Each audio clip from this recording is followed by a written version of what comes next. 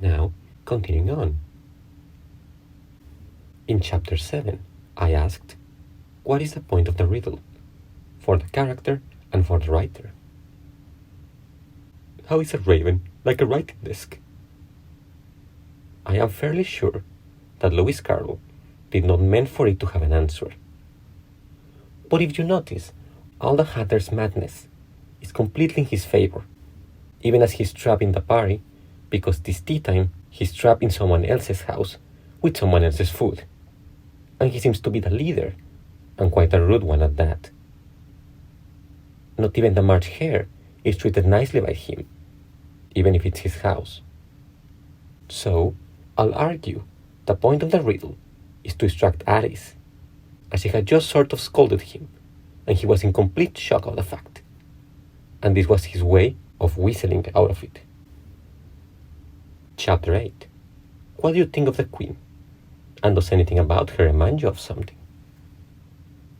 It is quite obvious that the Queen's ears being boxed, which for anyone curious was a slap to the ear back then, which wasn't healthy. And her cheating on croquet was both mention of Alice doing to herself in chapter 1. Part 2. So all thoughts about the Queen are with that at the top of my head. And if we read the last chapter, we see that Alice was dreaming, and thus the Queen is Alice herself. But what part of her will be left for later talk. For now, chapter 9. What do you think about Alice's knowledge this time? Is it different from last time I asked this? Also, for the PalTrick TV version, I asked, why did Alice think mustard was a mineral? And what do you think about her knowledge in general? Is it because mustard has minerals? It's very easy to get where Alice got that idea from. And it's not like adults know where mustard comes from anyway. But it did allow the Duchess to try to whistle her way to victory. Mustard mine. That I would like to see. Like to go there with a bottle and it's like sap or nectar and... In chapter 10, where does the word lesson come from? Assuming he's mistaken about being from lesson. It comes from French. Basically a lot of English comes from French. It is almost funny how much, if it is not your first language. No, I'm not bitter. England was going through an identity crisis back then, between how French, as in Norman, they were, or Saxon, as in Viking, I guess. It can be kind of summarized with Richard the Lionheart, who was super French, and at first they didn't really like him, but as the time went on, he became a symbol of England.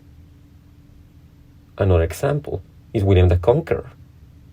He was changed from an oppressor with a heroic rebel Hereward as the good guy, before being changed into closer to what the French mouse said, from his Normans being the problem, not him, to he having the crown offered to him.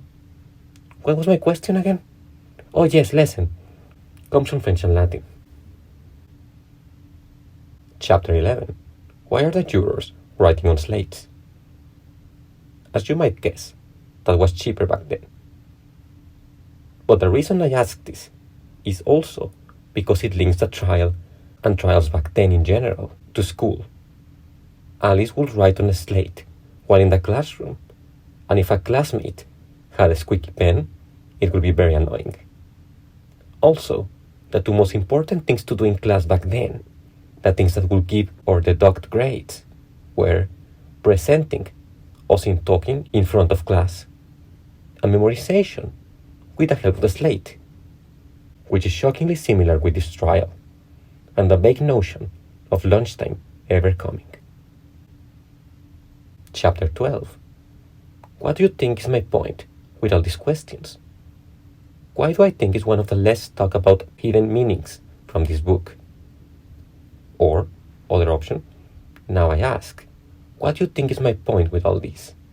What is the book trying to say about Alice herself? First, they are fun to ask, and I enjoy researching about this book. But about what do I think? For a book that is considered fun nonsense, It's very clearly based on school and adult rules.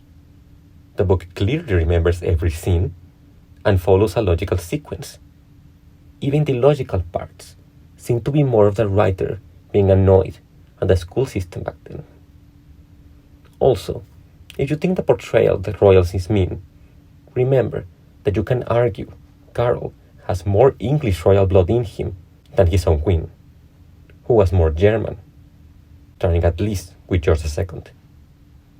In the trivias, we'll talk more about Lewis Carroll, difficulty in getting to Oxford, despite his ancestry.